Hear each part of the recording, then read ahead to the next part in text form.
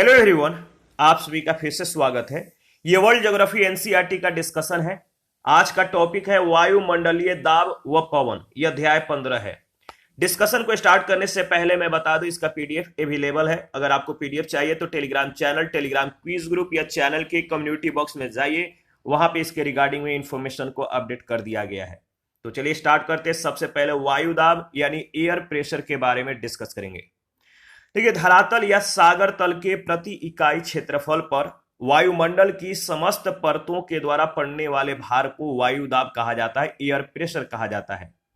वायुमंडलीय दाब पृथ्वी पर हवाओं का दबाव है। यह पृथ्वी के धरातल पर पृथ्वी की गुरुत्वाकर्षण शक्ति के कारण स्थित है। वह अपने भार के कारण पृथ्वी पर यह दबाव डालता है। वायुमंडलीय दबाव का अर्थ है किसी दिए गए स्थान तथा समय पर वहां की हवा के स्तंभ का भार। वायु दाब का मापन यानी मेजरमेंट ऑफ एयर प्रेशर। देखिए, वायुमंडलीय दबाव को बैरोमीटर के द्वारा प्रति इकाई क्षेत्रफल पर पड़ने वाले बल के रूप में मापते हैं। ठीक है। वर्तमान समय में वायु दाब मापने के लिए 14 एवं एनिरायड बैरोमीटर का प्रयोग किया जाता है। जलवायु वैज्ञानिकों ने इसके लिए मिलीबार प्रति हेक्टोपास्कल को इकाई माना है, जो एक मिलीबार एक वर्ग सेंटीमीटर पर 1 ग्राम भार के बल के बराबर है। 1000 मिलीबार का वायुमंडलीय दबाव लगभग 1 वर्ग सेंटीमीटर पर 1.034 किलोग्राम भार है, जो पारा के 75 सेंटीमीटर ऊंचे स्तंभ दबाव के बराबर होता है। समुद्र तल पर पारा के 76 सेंटीमीटर ऊंचे स्तंभ का वायु दाब 1013.25 मिलीबार होता है। वर्तमान में मिलीबार के स्थान पर हेक्टोपास्कल मापक की इकाई के रूप में प्रयोग किया जाता है।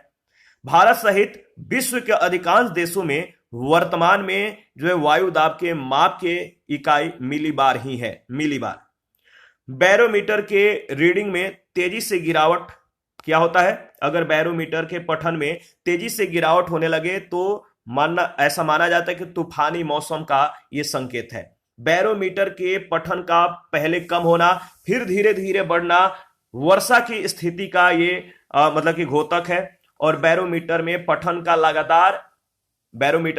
का लगातार बढ़ना प्रति चक्रवाती और साफ मौसम का संकेत देता है। वायुमंडलीय दाब का वितरण, डिस्ट्रीब्यूशन ऑफ एयर प्रेशर।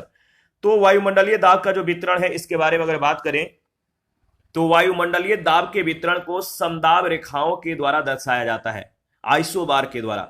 यह एक कल्पित रेखा है जो समान वायुदाब वाले स्थानों को मिलाती है। समदाब रेखाओं की परस्पर दूरियां वायुदाब में अंतर की दिशा और उसकी दर को दर्शाती है, जिसे दाब प्रवणता कहते हैं। इसे बैरोमीटर ढाल भी कहा जाता है। पास पास स्थित समदाब रेखाएं तीव्र दाब प्रवणता का संकेत करती है। आगे बढ़ते हैं। इसके बाद है वायु दाब का वितरण दो प्रकार का होता है। वायु दाब का जो वितरण है 2 प्रकार से होता है। एक वर्टिकल डिस्ट्रीब्यूशन यानी ऊर्ध्वाधर वितरण, और दूसरा है क्षैतिज वितरण। जो क्षैतिज वितरण है, इसके संदर्भ में अगर बात करें तो देखिए, इसके निम्न मतलब की भाग हैं, जैसे विषुवतीय निम्न दाब पेटियां, उपोष्ण उच्च दाब पेटियां, उप ध्रुवीय निम्न दाब पेटियां और ध्रुवीय उच्च दाब पेटियां। जैसे ऊर्ध्वाधर जो वितरण है, वर्टिकल जो डिस्ट्रीब्यूशन है, इसके बारे में अगर बात करें तो साधारणतः समुद्र तल पर वायु दाब सबसे ज्यादा होता है, सर्वाधिक होता है। समुद्र तल पर जो एयर प्रेशर होता है सबसे ज्यादा होता है, और ऊंचाई पर जाने से वायु दाब में कमी आती है। ऊंचाई और वायु दाब के बीच कोई सीधा आनुपातिक संबंध नहीं है, फिर भी सामान्यतः क्षोभ मंडल में वायु दाब के घटने की औसत दर प्रति 300 मीटर की ऊंचाई पर लगभग 34 मिलीबार, यानी प्रत्येक 10 मीटर की ऊंचाई पर लगभग 1 मिलीबार होती है। समुद्र तल पर औसत वायुमंडलीय दाब 1013.25 मिलीबार या पास्कल होता है, जो 17 किलोमीटर की ऊंचाई पर केवल 100 मिलीबार या पास्कल रह जाता है। इसके निम्न कारण है। जो कारण है देखेंगे। पहले यहाँ पे वायुदाब कटिबंध को आप देख सकते हैं, जैसे ये 0 डिग्री विषुवतीय निम्न या डोल्ड्रम क्षेत्र है। इसके बाद ये आपका उपोष्ण ऊंच है, ये उप ध्रुवीय निम्न है, ये ध्रुवीय ऊंच है। इधर आप देख सकते हैं उपोष्ण ऊंच, उप ध्रुवीय निम्न और ध्रुवीय ऊंच। किसी भी स्थान पर वायुदाब उस स्थान के ऊपर के वायु स्तंभ के भार के द्वारा निर्धारित होता है। समुद्र तल पर वायुमंडल के स्तंभ जो होता है इसका भार सबसे ज्यादा होता है। वायु का भार भी समुद्र तल पर ही सबसे अधिक होता है। जब हम किसी पर्वत के ढाल के साथ साथ ऊंचे स्थान पर जाते हैं तो वहां पर वायुमंडल के उसी स्तंभ का भार पड़ता है जो पर्वत के ऊपर होता है। वहां समुद्र तल की अपेक्षा वायुदाब कम होता है। जैसे जैसे ऊंचाई पर जाइएगा वायुदाब जो है होगा वो कम होता जाएगा। वायुमंडल के आधे भार से अधिक 6 किलोमीटर की ऊंचाई तक ही सीमित होता है। 6 किलोमीटर तक की ऊंचाई पर वायु का भार समुद्र पर या समुद्र तल पर वायु भार की अपेक्षा मात्र जो है आधा ही रह जाता है। देखिए वायु संपीड़क है। चूंकि वायु क्या है, एक संपीड़क है, इसीलिए इसकी निचली परतें ऊपरी परतों के भार से जो है दबकर सघन हो जाती है। निचली परतों में वायु का भार अधिक और ऊपरी परतों में कम होता है। देखिए निश्चित ऊंचाई पर मानक तापमान एवं वायुदाब, जैसे समुद्र तल पर अगर जो तापमान है, टेम्परेचर जो है याद रखिएगा 15.2 डिग्री सेंटीग्रेड होता है, तो वायुदाब वहां पर क्या होगा मिलीबार में 1013.25। और 1 किलोमीटर पर आप देख सकते हैं जो टेम्परेचर है 8.7 डिग्री सेंटीग्रेड और जो वायुदाब होगा 898.76 मिलीबार। 5 किलोमीटर पर आप देख सकते हैं टेम्परेचर माइनस में है और जो वायुदाब है 540.84 मिलीबार है। और 10 किलोमीटर पर जो टेम्परेचर है माइनस में 49.7 है और जो वायुदाब है वो 265 मिलीबार है। वायुमंडल की निचली परतों में भारी गैसें और ऊपरी परतों में हल्की गैसें पाई जाती है। जो वायुमंडल की निचली लेयर होता है उसमें भारी गैस और जो ऊपरी परत होता है उसमें जो है हल्की गैस पाई जाती है।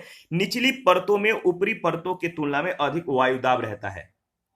निचली परतों में ऊपरी परत के तुलना में अधिक वायु प्रेशर रहता है, ठीक है, एयर प्रेशर होता है। वायुमंडल की निचली परतों पर गुरुत्वाकर्षण बल अधिक लगता है जिसके कारण ऊपरी परतों की अपेक्षा निचली परतों का वायुदाब अधिक होता है। इसके बाद अगर बात करें तो वायुमंडलीय दाब का जो क्षैतिज वितरण है इसके बारे में डिस्कस करेंगे। Horizontal distribution of atmospheric pressure. वायुमंडलीय दाब के अक्षांशीय वितरण को वायुदाब का क्षैतिज वितरण कहते हैं। वायुमंडलीय दाब के अक्षांशीय वितरण को वायुदाब का क्षैतिज वितरण कहते हैं। इसकी मुख्य विशेषता इसका क्षेत्रीय चरित्र है जिनके कारण वायुदाब कटिबंधों तथा पेटियों का निर्माण होता है। विभिन्न अक्षांशों पर तापमान के अंतर तथा पृथ्वी के घूर्णन के प्रभाव से पृथ्वी पर 7 कटिबंधों का निर्माण होता है। इनमें से भूमध्य रेखा पर निम्न दाब कटिबंध और ध्रुवों पर उच्च दाब कटिबंध तापजन्य कटिबंध है। दोनों गोलार्धों में 30 डिग्री और 35 डिग्री अक्षांशों के बीच में उच्च वायुदाब कटिबंध और 60 डिग्री से 65 डिग्री अक्षांशों के बीच निम्न वायुदाब कटिबंध पृथ्वी के घूर्णन गति और वायु के विक्षेपण के कारण निर्मित कटिबंध है। इस प्रकार संपूर्ण पृथ्वी पर पाए जाने वाले 7 कटिबंधों को 4 समूहों में रखे जाते हैं। ये है आपका विषुवतीय या भूमध्य रेखीय निम्न वायुदाब कटिबंध, उपोष्ण उच्च वायुदाब कटिबंध, उप ध्रुवीय निम्न वायुदाब कटिबंध और ध्रुवीय उच्च वायुदाब कटिबंध। इसके बाद अगर बात करें तो विषुवतीय निम्न दाब पेटियां जो है 0 डिग्री से 5 डिग्री उत्तरी और दक्षिणी अक्षांश। यह एक तापजन्य निम्न वायुदाब पेटी है। इस पेटी में धरातलीय पवनों के स्थान पर संवहनीय पवन पाई जाती है। क्योंकि इस कटिबंध की ओर चलने वाली पवनें अत्यधिक ताप के कारण गर्म होकर ऊपर उठने लगती है, इसीलिए यहाँ केवल ऊर्ध्वाधर वायु धाराएं ही पाई जाती हैं। अत्यधिक शांत वायुमंडलीय दशाएं होने के कारण इस पेटी को डोल्ड्रम या शांत कटिबंध कहते हैं। इसके बाद है उपोष्ण उच्च दाब पेटियां। उपोष्ण उच्च दाब पेटियां यानी 30 से 35 डिग्री उत्तरी और दक्षिणी अक्षांश। इसके निर्माण के लिए तापीय कारकों के साथ साथ गति कारक भी उत्तरदायी है। विषुवतीय निम्न दाब पेटी से ऊपर उठी हवाएं ऊपरी वायुमंडल में ध्रुवों की ओर प्रवाहित होती है, परंतु पृथ्वी के घूर्णन बल के कारण ये पूर्व की ओर विक्षेपित होने लगती है। पृथ्वी के घूर्णन से उत्पन्न इस बल की खोज फ्रांसीसी वैज्ञानिक कोरियोलिस ने की थी, इसीलिए इसे कोरियोलिस बल कहा जाता है। और विषुवत रेखा से बढ़ती दूरी के साथ साथ इस बल की मात्रा भी बढ़ती जाती है, याद रखिएगा। और ध्रुवों की ओर प्रवाहित वायु धाराएं 35 डिग्री अक्षांश तक मतलब कि आंशिक विक्षेपित होकर पश्चिम से पूरब की ओर प्रवाहित होने लगती है और आगे आने वाली पवनों के लिए अवरोध का कार्य करने लगती है। परिणाम स्वरूप वायु वही ऊंचाई पर जमा होने लगती है। वायु के क्रमशः ठंडा होने पर इसका घनत्व एवं भार बढ़ता जाता है। इससे वायु वहीं नीचे उतरने लगती है और 30 से 35 डिग्री नॉर्थ साउथ के मध्य उच्च वायुदाब कटिबंध का निर्माण हो जाता है। 30 से 35 डिग्री नॉर्थ साउथ को अश्वाक्षांश भी कहा जाता है, क्योंकि प्राचीन समय में घोड़ों को ले जाने वाली नौकाओं के आसान नौवहन के लिए घोड़ों को कभी कभी समुद्र में जो है फेंक दिया जाता था। प्रचलित पौने जो है आप देख सकते हैं, ये है आपका ध्रुवीय कोष इस तरह से, ठीक है। ये है आपका फिरेल कोष, ये है आपका हेडली कोष। यहां पे जो है ध्रुवीय पूर्वी पौने, ये है आपका उप ध्रुवीय निम्न दाबीय क्षेत्र। पवन देखिए इस तरह से मुड़ रहा है, ठीक है।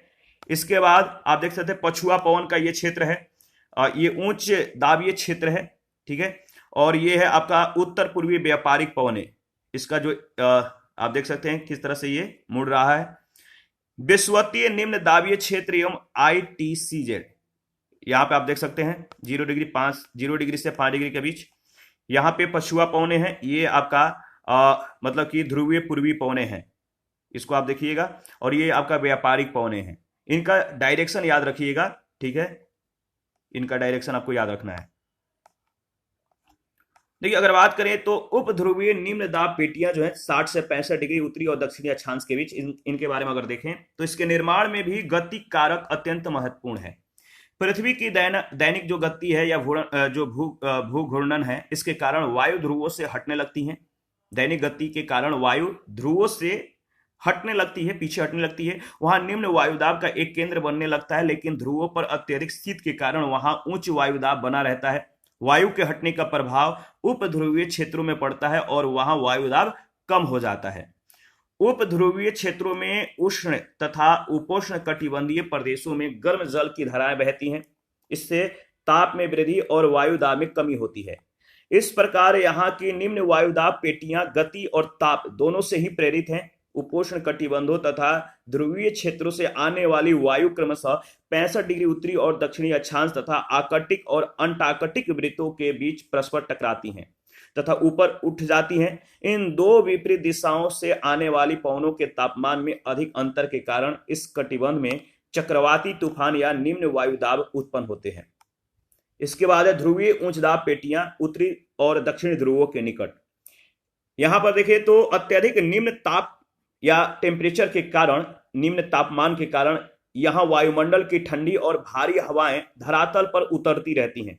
जब हवा ठंडी होगा, यहाँ पे निम्न तापमान होगा तो वहां की जो वायुमंडल की जो हवाएं होंगी ठंडी हो जाएंगी, ठंडी होंगी तो भारी होंगी तो धरातल पर उतरने की कोशिश करेंगी। परिणाम स्वरूप यहाँ उच्च वायुदाब क्षेत्र का निर्माण होता है। वायुदाब कटिबंध की स्थिति जो है स्थिर नहीं है, ठीक है। ये वायुदाब कटिबंध सूर्य के आभासी संचरण के कारण गर्मियों में उत्तर की ओर और सर्दियों में ठंडे के मौसम में दक्षिण की ओर खिसकते रहते हैं।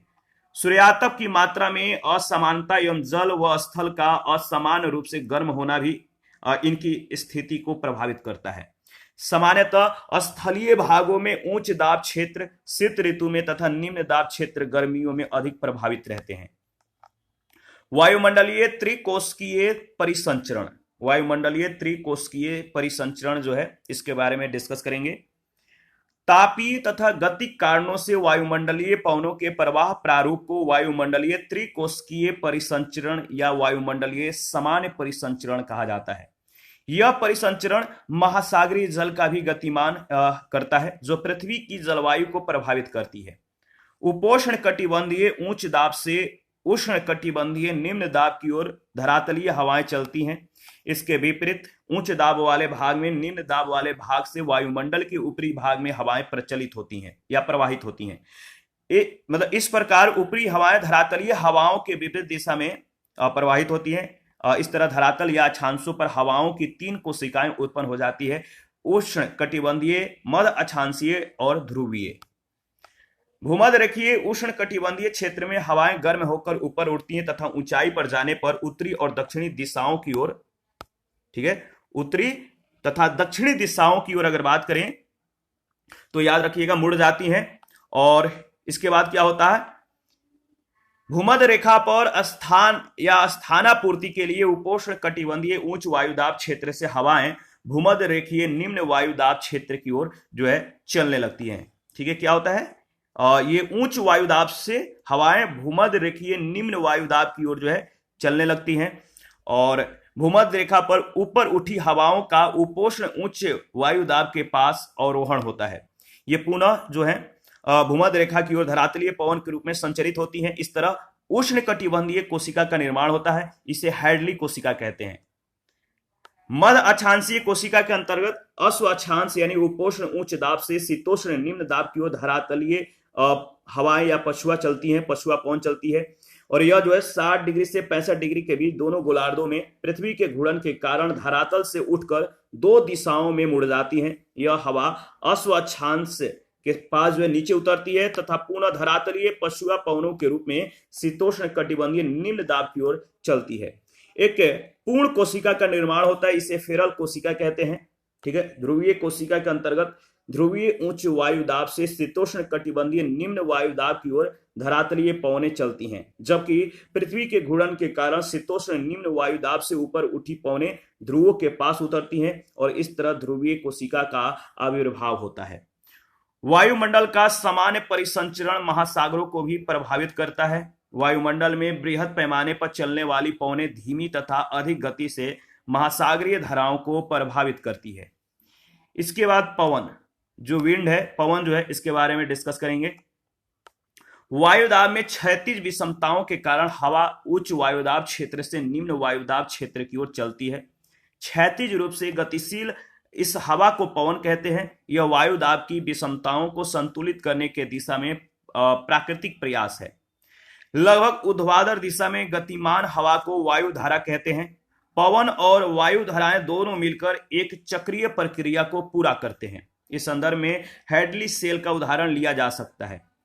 पृथ्वी के विभिन्न अक्षांशों में परिधि के अंतर व घूर्णन गति में भिन्नता के कारण पवन दाब प्रवणता के द्वारा निर्देशित दिशा में समदाब रेखाओं के समकोण पर नहीं चलती, बल्कि अपनी मूल दिशा से विक्षेपित हो जाती है। ऐसा कोरियोलिस बल के प्रभाव के कारण होता है।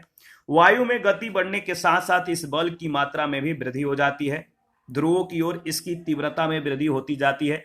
कोरियोलिस बल के प्रभाव के कारण उत्तरी गोलार्ध के पवन अपनी दिशा के दाहिनी ओर और दक्षिणी गोलार्ध के पवन अपनी प्रवाह दिशा से बाईं ओर विक्षेपित हो जाती है। क्योंकि इस विशेषता को जो है फेरल नामक फ्रांसीसी वैज्ञानिक ने सिद्ध किया था, अतः इसे फेरल का नियम कहते हैं।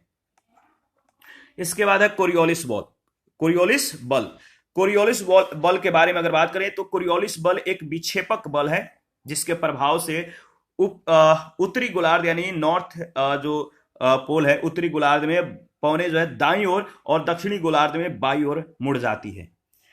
कोरियोलिस बल एक विशेष बल है, विक्षेपक बल है, जिसके प्रभाव से जो है क्या होता है कि उत्तरी गोलार्ध में जो पवनें होती हैं वो अपने दाईं ओर और दक्षिणी गोलार्ध में ये बाईं ओर मुड़ जाती हैं। इस बल की खोज याद रखिएगा, कोरियोलिस बल की खोज जो है जीजी कोरियोलिस के द्वारा की गई थी। इसकी उत्पत्ति का संबंध पृथ्वी की गोलार्ध से मिलती जुलती आकृति और पृथ्वी के घूर्णन गति से है। विषुवत रेखा से ध्रुव की ओर जाने पर पृथ्वी की परिधि में कमी आती है। इसके फलस्वरूप घूर्णन गति में भी कमी आती है। यानी विषुवत रेखा पर स्थित कोई स्थान सर्वाधिक तीव्र गति से घूर्णन करता है, जबकि ध्रुवों पर यह गति शून्य होती है। अतः कोई भी वस्तु जो उत्तर से दक्षिण या दक्षिण से उत्तर की ओर गतिशील हो, उस पर कोरियोलिस बल कार्य करता है। कोरियोलिस बल का मान विषुवत रेखा पर शून्य होता है। अक्षांशों में वृद्धि के साथ इसके मान में भी वृद्धि होती है। ध्रुवों पर यह अधिकतम होता है, ज्यादा होता है, और वायु की गति जितनी तीव्र होती है विक्षेपक बल उतना ही अधिक होता है। कोरियोलिस बल का वायु की गति पर कोई प्रभाव नहीं पड़ता, बल्कि केवल दिशा पर ही प्रभाव पड़ता है। पवन के प्रकार के बारे में अगर बात करें तो देखिए, अपनी विशेषताओं के आधार पर पवनों को 3 भागों में बांटा जा सकता है। एक है प्रचलित पवन, दूसरा है मौसमी या सामयिक पवन तथा तीसरा है स्थानीय पवन। इन तीनों पवनों के बारे में डिस्कस करेंगे। पवन के 3 भाग हैं, पवन के 3 प्रकार हैं। प्रचलित पवन या भूमंडलीय पवन, इसके अंतर्गत व्यापारिक पवन, पछुआ पवन, ध्रुवीय पवन आते हैं। मौसमी पवन या सामयिक पवन के अंतर्गत मानसूनी पवन, स्थल समीर या समुद्री समीर, पर्वत समीर तथा घाटी समीर। तो मानसूनी पवन, स्थल समीर तथा समुद्री समीर पवन, पर्वत समीर और घाटी समीर, ये सभी पवनों के रूप हैं। ठीक है, मौसमी पवन या सामयिक पवन के रूप हैं। इसके बाद जो स्थानीय पवन है इनको अनेक नामों के रूप में जाना जाता है, जैसे चीनुक, फॉन, सिराको, नार्वेस्टर, हर्मटन, लू, मिस्ट्रल और बोरा। ये सभी पवनों के प्रकार हैं। सबसे पहले अगर प्रचलित पवन के बारे में अगर बात करें तो ये वर्ष भर निश्चित दिशा में प्रवाहित होने वाली पवन है। जो प्रचलित पवन है सालों भर निश्चित दिशा में प्रवाहित होती हैं। इन्हें प्रचलित, अस्थायी, सनातनी, ग्रहीय या भूमंडलीय पवनों के रूप में जाना जाता है। व्यापारिक पवने, पछुआ पवने व ध्रुवीय पवने इसी के अंतर्गत आती हैं। इसके बाद जो ट्रेड विंड्स हैं या व्यापारिक जो पवने हैं, इसके बारे में अगर बात करें तो ये उपोष्ण उच्च वायुदाब कटिबंधों से विषुवतीय निम्न वायुदाब की ओर दोनों गोलार्धों में निरंतर बहने वाली पवने हैं। ट्रेड शब्द जर्मन भाषा के शब्द से बना है जिसका अर्थ है निर्धारित पथ। अतः व्यापारिक पवने एक निर्धारित पथ पर निर्धारित पथ यानी निर्धारित कह सकते हैं कि पथ पर या निर्धारित रास्ते पर चलने वाली पवने हैं, दिशा में चलने वाली पवने हैं। उत्तरी गोलार्ध में ये उत्तर पूर्वी व्यापारिक पवन के रूप में, उत्तरी गोलार्ध में ये उत्तर पूर्वी व्यापारिक पवन के रूप में एवं याद रखिएगा दक्षिणी गोलार्ध में दक्षिणी पूर्वी व्यापारिक पवन के रूप में लगातार बहती हैं। विषुवत रेखा के समीप ये दोनों पवनें संवहन के कारण ऊपर उठती हैं और घनघोर क्या करती हैं, घनघोर वर्षा करती हैं। महासागरों के पूर्वी भाग में ठंडी समुद्री धाराओं से संपर्क के कारण पश्चिमी भाग की व्यापारिक पवनों की अपेक्षा ये पवनें शुष्क होती हैं। पछुआ पवन के बारे में अगर बात करें तो दोनों गोलार्ध में उपोष्ण वायु दाब कटिबंध यानी 30 डिग्री से 35 डिग्री अक्षांश के बीच से उप ध्रुवीय निम्न वायुदाब कटिबंध यानी 60 से 65 डिग्री अक्षांश की ओर चलने वाली ये अस्थायी पश्चिमी पवनों को पछुआ पवन कहते हैं। तो 30 से 35 और 60 से 65 के बीच।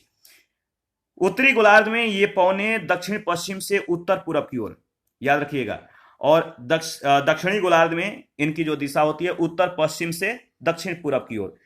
तो याद रखिएगा जो पछुआ पवन है इनकी जो दिशा है उत्तरी गोलार्ध में दक्षिण पश्चिम से उत्तर पूर्व की ओर, दक्षिण पश्चिम से उत्तर पूर्व की ओर, और दक्षिणी गोलार्ध में उत्तर पश्चिम से दक्षिण पूर्व की ओर। ठीक है, ये जो है बहती रहती हैं। देखिए इसके बाद अगर बात करें तो जो पश्चिमी यूरोपीय तुल्य जलवायु के विकास का जो कारण है पछुआ पवन ही है, जो वहां तापमान वृद्धि और वर्षा के लिए उत्तरदायी है। स्थलीय अवरोधों के अभाव के कारण, यानी जो स्थल अवरोध के अभाव, यहाँ पे स्थल का अवरोध नहीं मिलता है, इसके कारण पछुआ पवनों का सर्वश्रेष्ठ विकास दक्षिणी गोलार्ध में 40 से 65 डिग्री अक्षांशों के बीच होता है। पछुआ पवनों के साथ प्रचंड झांझा, याद रखिएगा, प्रचंड झांझा चला करते हैं। इनकी प्रचंडता के कारण ही इन्हें 40 अक्षांशों के समीप गरजता 40सा, 50 डिग्री अक्षांशों के समीप प्रचंड 50सा और 60 डिग्री अक्षांशों के समीप चिखता 60 के नाम से जाना जाता है। ये नाम नाविकों के द्वारा दिए गए हैं। पछुआ पवनों का ध्रुवीय सीमा में परिवर्तन होते रहता है, जहां पर ये गर्म तथा आर्द्र पछुआ पवनें ध्रुवों से आने वाली ठंडी पवनों से मिलती हैं। वहां पर वाताग्र का निर्माण यानी फ्रंट का निर्माण होता जाता है, जिन्हें शीतोष्ण वाताग्र कहते हैं। शीतोष्ण वाताग्रों के निर्माण के परिणाम स्वरूप शीतोष्ण चक्रवात की उत्पत्ति होती है। शीतोष्ण वाताग्र हैं, इनके निर्माण के परिणाम स्वरूप शीतोष्ण चक्रवात की उत्पत्ति होती है। इसके बाद ध्रुवीय पवन के बारे में अगर बात करें तो ध्रुवीय उच्च वायुदाब से उप ध्रुवीय निम्न वायुदाब की ओर बहने वाली पवनें ध्रुवीय पवनें कहते हैं। क्या कहते हैं? ध्रुवीय पवनें। उत्तरी गोलार्ध में इनकी दिशा उत्तर पूर्व से दक्षिणी पश्चिम की ओर और दक्षिणी गोलार्ध में दक्षिण पूर्व से उत्तर पश्चिम की ओर होती है। तापमान कम होने से इनकी जल वाष्प धारण करने की जो क्षमता है अत्यंत कम होती है। ये अत्यंत ठंडी और बर्फीली होती हैं एवं प्रभावित क्षेत्र में लगातार जो है अगर बात करें तो तापमान को हिमांक से भी ये नीचे कर देती हैं। मौसमी या सामयिक पवन, इसके बारे में अगर बात करें सीजनल और ओकेजनल विंड्स, जिन पवनों की दिशा मौसम या समय के अनुसार परिवर्तित हो जाती है, जिन पवनों की जो दिशा या जो मौसम है ये समय के अनुसार परिवर्तित हो जाती है, उन्हें सामयिक पवन कहते हैं। पवनों के इस वर्ग में मानसूनी पवनें, स्थलीय समीर, समुद्री समीर तथा पर्वतीय समीर व घाटी समीर को शामिल किया जाता है।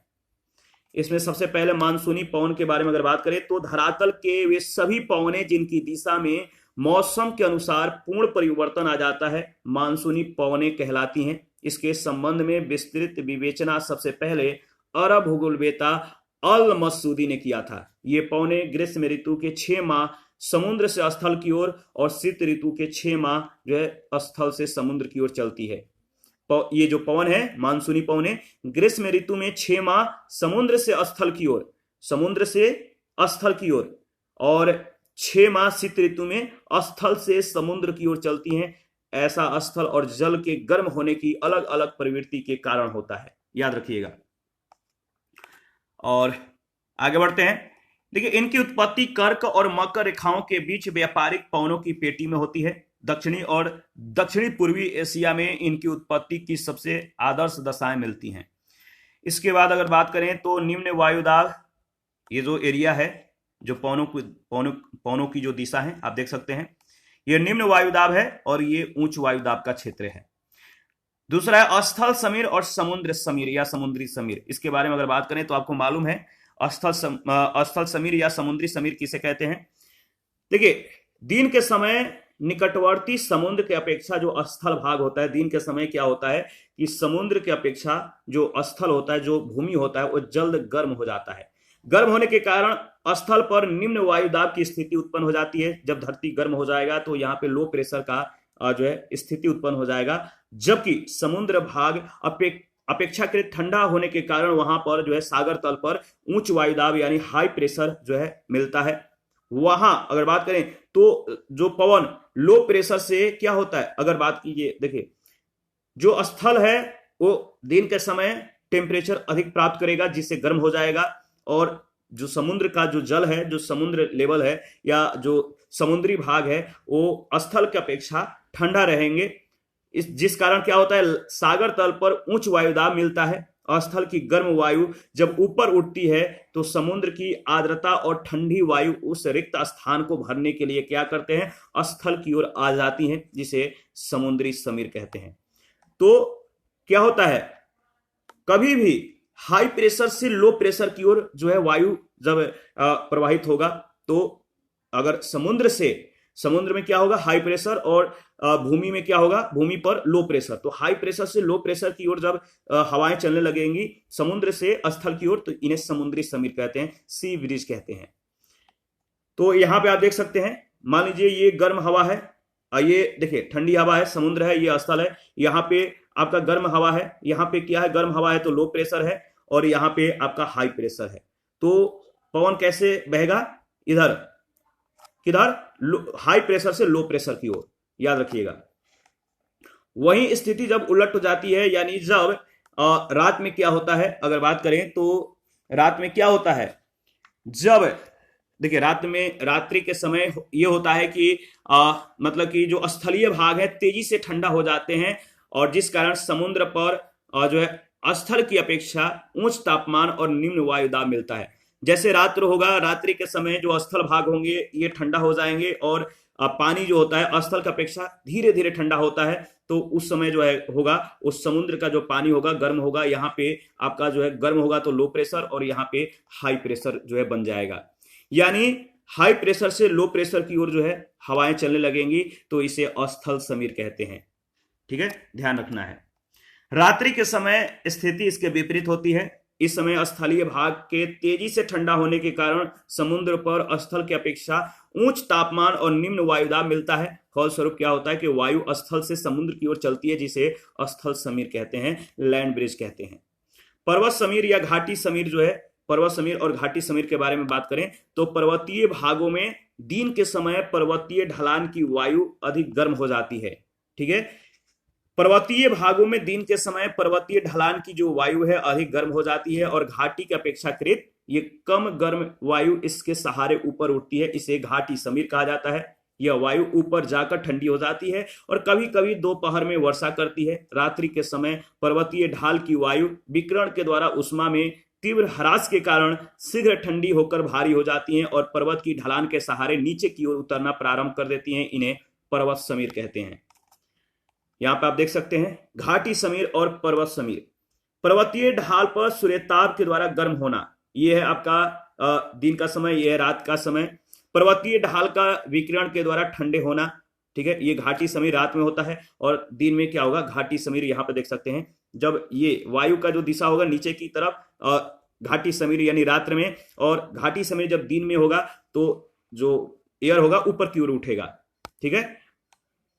देखिए इसके बाद है स्थानीय पवन। ये किसी स्थान विशेष में प्रचलित पवन है। स्थानीय पवन यानी लोकल विंड होते हैं, किसी स्थान पर किसी स्थान विशेष में ये पवनें चलती हैं और वहां की जो पवनें हैं वहां के आधार पर वहां जो है नाम दे दिया जाता है, जिनकी उत्पत्ति स्थानीय कारकों से होती है, जिनका प्रभाव क्षेत्र भी सीमित होता है।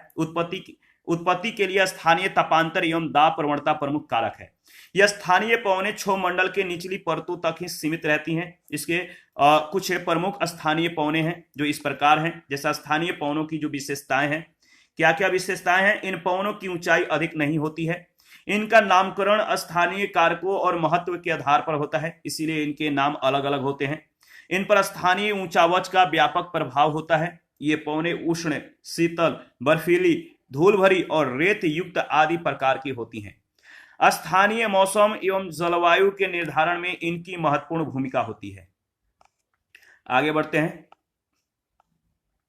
उत्पत्ति के जो कारण हैं, जो स्थानीय पवन की उत्पत्ति के जो कारण है क्या क्या है, तो स्थानीय ताप प्रवणता है, स्थानीय दाब प्रवणता है, धरातलीय बनावट यानी पर्वतीय अवरोध, मरुस्थलीय, ठीक है, पर्वतीय अवरोध, मरुस्थलीय, तटीय और सागरीय सतह आदि इसकी उत्पत्ति के कारण है। सौर विकिरण की मात्रा के आधार पर भी इसकी उत्पत्ति, स्थल और जल का विस्तार के कारण भी है, और समुद्र तल से ऊंचाई भी एक कारण है, और अर्ध अस्थायी उच्च एवं निम्न भार की जो पेटी है ये भी इसके कारण है। इसके बाद चिनूक के बारे में अगर बात करें, चिनूक क्या है, एक स्थानीय पवन है। यह रेड इंडियन शब्द है जिसका अर्थ होता है हिमभक्षी। यह रॉकी पर्वत के पूर्वी ढालों के सहारे चलने वाली गर्म और शुष्क हवा है जो दक्षिण में कोलोराडो के दक्षिण भाग से लेकर उत्तर में कनाडा के ब्रिटिश कोलंबिया तक प्रवाहित होती है। इसके प्रभाव से बर्फ पिघल जाता है और शीतल काल में भी हरी भरी घासें उगाती हैं। यह पशुपालकों के लिए लाभदायक है क्योंकि इससे चारागाह बर्फ मुक्त हो जाता है, ठीक है। फॉन जो है यह चिनूक के समान ही आल्प्स पर्वत के उत्तरी ढाल के सहारे उतरने वाली गर्म और शुष्क हवा है। इसका सर्वाधिक प्रभाव जो है स्विट्जरलैंड में होता है। इसके आने से बर्फ पिघल जाता है, मौसम सुहाना हो जाता है और अंगूर की फसल शीघ्र पक जाती है। यहाँ पे आप विश्व की प्रमुख स्थानीय पवनों को देख सकते हैं, किस जगह पर यानी किस देश में कौन सी जो है स्थानीय पवनें चला करती हैं। जैसे ब्लिजार्ड आप देख सकते हैं इस क्षेत्र में चलता है।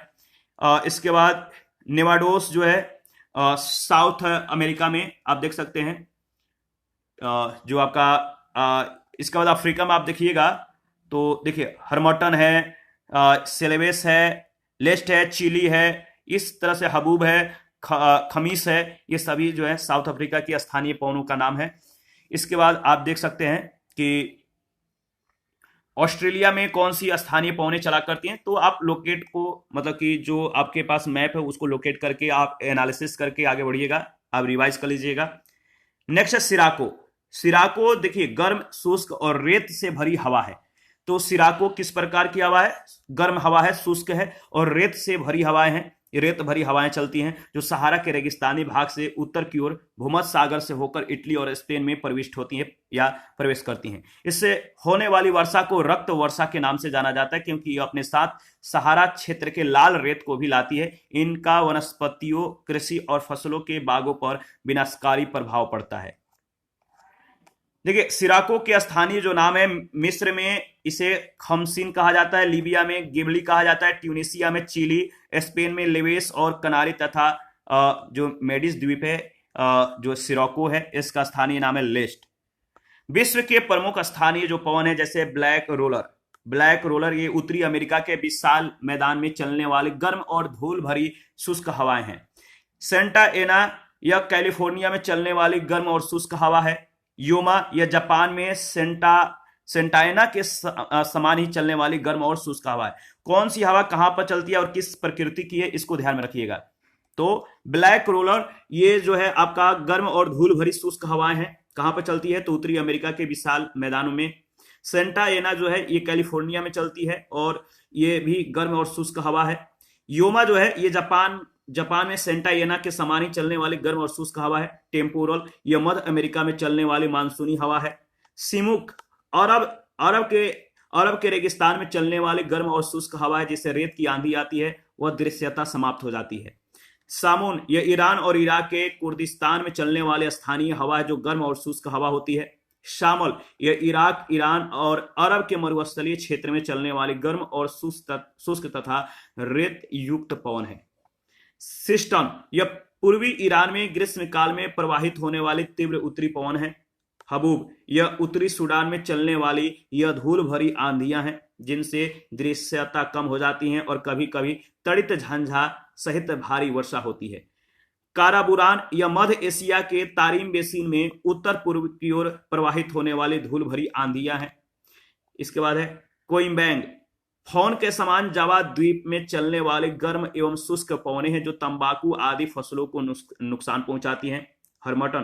हरमटन जो है यह सहारा रेगिस्तान में उत्तर पूर्व तथा पूर्वी दिशा से पश्चिमी दिशा में चलने वाली यह गर्म और शुष्क हवा है, जो अफ्रीका के पश्चिमी तट के उष्ण और आर्द्र हवा में शुष्कता लाती है, जिससे मौसम सुहाना और स्वास्थ्य प्रद हो जाता है। इसी कारण गिनी तट पर जो है इसे डॉक्टर हवा या डॉक्टर विंड कहा जाता है। इसके बाद है ब्रिकफील्डर, यह ऑस्ट्रेलिया के विक्टोरिया प्रांत में चलने वाली उष्ण और शुष्क हवा है।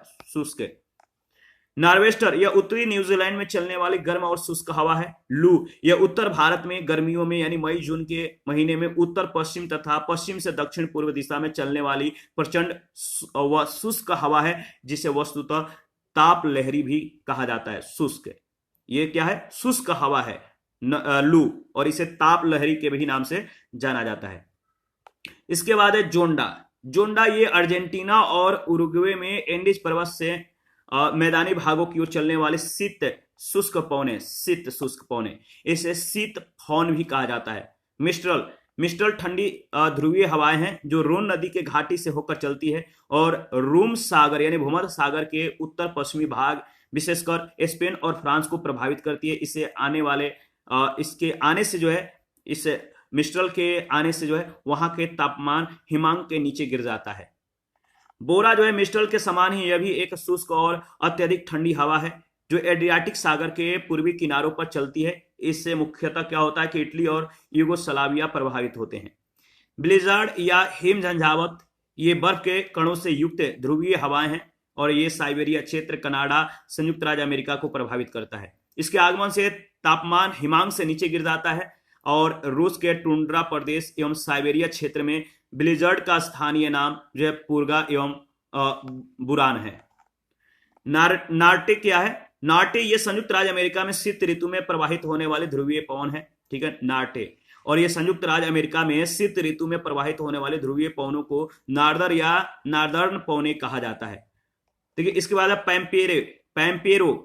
पैम्पेरो, ये अर्जेंटीना, चिली और उरुग्वे में बहने वाली तीव्र ठंडी ध्रुवीय हवाएं हैं। इसके बाद है ग्रेगाले, ये दक्षिणी यूरोप के भूमध्य सागरीय क्षेत्रों में मध्यवर्ती भाग में बहने वाली शीतकालीन पवनें हैं। जोरन, ये जूरा पर्वत से जिनेवा झील तक रात्रि के समय चलने वाले शीतल और शुष्क पवनें हैं। मैस्ट्रो, ये भूमध्य सागरीय क्षेत्र के मध्यवर्ती भाग में चलने वाले उत्तर पश्चिमी पवनें हैं। इसके बाद है पूना, यह इंडी क्षेत्र में चलने वाली ठंडी पवन है। पापागायो, यह मैक्सिको के तट पर चलने वाले तीव्र शुष्क और शीतल उत्तर पूर्वी पवने हैं। इसके बाद है पुन्नत, ये भूमध्य सागरीय क्षेत्र में विशेषकर इटली के कोर्सिका तट एवं भूमध्य सागरीय फ्रांस में चलने वाली ठंडी पश्चिमी हवाएं हैं। विरासेन, ये पेरू और चिली के पश्चिमी तट पर चलने वाली समुद्री पवने हैं। दक्षिणी बस्टर, ये न्यू साउथ वेल्स यानी ऑस्ट्रेलिया में चलने वाली तेज और शुष्क ठंडी पवने हैं।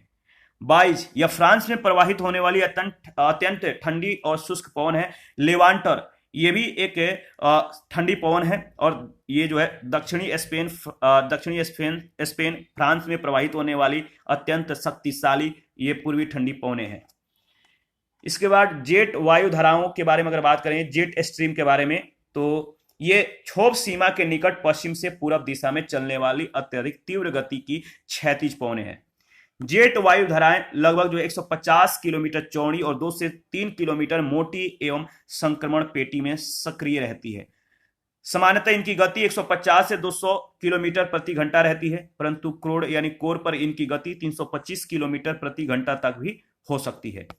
जेट वायु धाराएं सामान्यतः उत्तरी गोलार्ध में ही मिलती हैं, जबकि दक्षिणी गोलार्ध में केवल दक्षिणी ध्रुवों पर मिलती हैं। देखिए, यद्यपि क्षीण रूप में ये ध्रुवीय वताग्री जेट स्ट्रीम के रूप में अन्य अक्षांशों के ऊपर भी मिलती हैं। जेट वायु धाराएं पश्चिमी दिशा से पूर्व दिशा की ओर चलती हैं। इन जेट धाराओं की उत्पत्ति का मुख्य कारण है पृथ्वी के सतह पर तापमान में अंतर और उनसे उत्पन्न वायुदाब प्रवणता। जेट धाराओं की उत्पत्ति का मुख्य कारण विषुवत-रेखीय क्षेत्र तथा ध्रुवों के मध्य तापीय प्रवणता है। इसीलिए ग्रीष्म ऋतु की अपेक्षा शीत ऋतु के समय तापीय प्रवणता अधिक होने के कारण जेट धाराओं की तीव्रता भी अपेक्षाकृत अधिक होती है। जेट धाराओं की उत्पत्ति का संबंध वायुदाब कटिबंध से है, जिसके कारण ही वायुदाब कटिबंध के विस्थापन के साथ जेट धाराओं के स्थान में भी परिवर्तन होता है। उत्तरी गोलार्ध के अपेक्षा दक्षिणी गोलार्ध में स्थल खंडों का अभाव होने के कारण समांगी सतह का प्रभाव अधिक होता है, जिसके कारण से उत्तरी गोलार्ध के अपेक्षा दक्षिणी गोलार्ध में जो है जेट धाराओं की विशेषताओं में अधिक स्थायित्व होता है। विषुवत रेखीय क्षेत्र से ध्रुवों की ओर जाने पर क्षोभ सीमा की ऊंचाई में कमी आने के कारण ही जेट धाराओं की ऊंचाई में भी कमी आती है, और यही कारण है कि ध्रुवीय वताग्र जेट स्ट्रीम की ऊंचाई उष्णकटिबंधीय पश्चिमी जेट स्ट्रीम की अपेक्षा कम होती है। पृथ्वी का घूर्णन पश्चिम से पूरब की ओर होने के कारण रोशनी तरंग के रूप में जेट धाराओं की दिशा भी पश्चिम से पूरब होती है। जेट वायु धाराओं के जो प्रकार हैं, जेट वायु धाराएं जेट स्ट्रीम्स, जैसे पहला है ध्रुवीय रात्रि जेट स्ट्रीम, ध्रुवीय वताग्री जेट स्ट्रीम, ठीक है, उपोष्ण पछुआ जेट स्ट्रीम और उष्ण कटिबंधीय पूर्वी जेट स्ट्रीम। इन सभी को बारी बारी से डिस्कस करेंगे। पहला है ध्रुवीय रात्रि jet stream. Polar night jet stream जो है यह उत्तरी और दक्षिणी गोलार्धों में 60 डिग्री से ऊपरी अक्षांशों में मिलती है, ठीक है। इसके बाद दूसरा है ध्रुवीय वताग्री जेट स्ट्रीम। यहां पे आप देख सकते हैं, यह है आपका ध्रुवीय जेट स्ट्रीम, यह उपोष्ण जेट स्ट्रीम, यह अंतः उष्ण कटिबंधीय अभिसरण मेखला, यह है आपका ध्रुवीय वताग्र। ध्रुवीय वताग्री जेट स्ट्रीम जो है यह 40 से 60 डिग्री उत्तरी अक्षांशों के बीच 9 से 12 किलोमीटर की ऊंचाई पर मिलती है, और इसका जो संबंध है ध्रुवीय वताग्रों से है, एवं यह तरंग युक्त असंगत पथ का जो है यह अनुसरण करती है। इस जेट स्ट्रीम की गति 150 से 300 किलोमीटर प्रति घंटा एवं वायुदाब 200 से 300 मिलीबार होती है। क्योंकि इस जेट स्ट्रीम के बारे में स्वीडिश वैज्ञानिक रोसवी ने पता लगाया था, अतः इसे रोसवी तरंग भी कहते हैं। इसके बाद है उपोष्ण कटिबंधीय पछुआ जेट स्ट्रीम।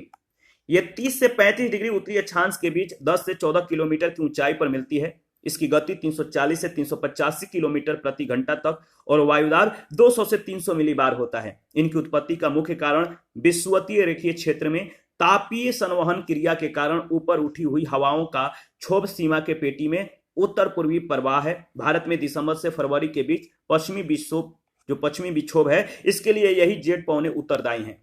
इसके बाद है उष्ण कटिबंधीय पूर्वी जेट स्ट्रीम। देखिए, जहां अन्य 3 जेट वायु धाराओं की दिशा जो है पश्चिम होती है, वहीं इस जेट स्ट्रीम की जो दिशा है उत्तर पूर्वी होती है। ये केवल उत्तरी गोलार्ध में 25 डिग्री उत्तरी अक्षांश के समीपवर्ती क्षेत्रों में ग्रीष्म काल में उत्पन्न होती है, और 14 से 16 किलोमीटर की ऊंचाई पर इसकी उत्पत्ति 100 से 150 मिलीबार वायुदाब वाले क्षेत्रों में होती है। इस जेट स्ट्रीम की गति 150 किलोमीटर प्रति घंटा होती है। भारतीय मानसून की उत्पत्ति के लिए यही जेट पवन यानी उष्ण कटिबंधीय पूर्वी जेट स्ट्रीम उत्तरदायी है। गर्म होने के कारण ये जेट पवन सतही गर्म और आर्द्र हवाओं को ऊपर उठाकर भारत में मानसूनी वर्षा कराती हैं, और इस प्रकार भारत में मानसून प्रस्फोट की ये घटनाएं जो है होती हैं या घटित होती हैं। इसी के साथ आज का जो सेशन है समाप्त करते हैं। नेक्स्ट सेशन में आर्द्रता तथा वर्षण के बारे में डिस्कस करेंगे। आप अपना प्रतिक्रिया देते रहिए, आपके प्रतिक्रियाओं का हमें बेसब्री से इंतजार रहता है। जिन लोगों ने Telegram channel, Telegram quiz group, Facebook page, Instagram को ज्वाइन नहीं किया, वीडियो के डिस्क्रिप्शन बॉक्स में उसका लिंक है, आप ज्वाइन कर सकते हैं। थैंक यू, मिलते हैं नेक्स्ट सेशन में।